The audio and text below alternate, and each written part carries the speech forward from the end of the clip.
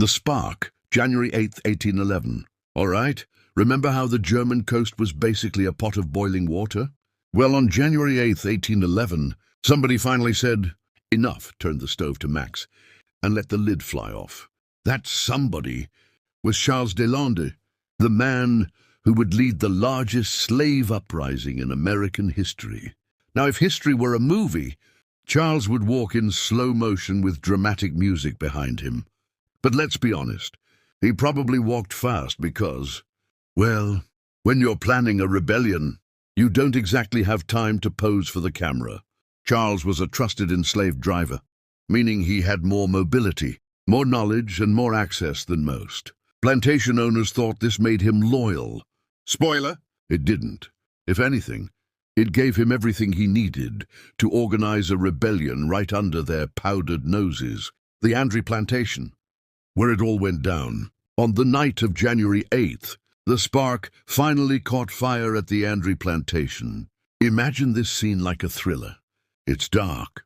The swamp is quiet. Everyone's pretending to be asleep, but they're not. Charles and a small group gather silently. This is the moment where you get to join in. Type, "I'm ready," in the comments if you can feel the tension. Suddenly, boom, the revolt begins. The rebels attack Manuel Andre, the plantation owner. Now, historical note, Andre survived because, of course, the villain always finds a way to crawl out of the first scene. But his son wasn't so lucky. The point was clear. This wasn't a warning. This was a revolution. As soon as the attack happened, the group didn't waste a second. They grabbed weapons, mostly farming tools, axes, knives, and a few guns, and rushed toward the cabins to gather more fighters. If you're imagining something slow or messy, nope. The energy was electric. People joined fast. This was the moment they had been waiting for, and they weren't about to miss it like a badly timed alarm clock. The march begins, freedom or nothing. From the Andre Plantation, the rebels moved quickly down the river road toward New Orleans.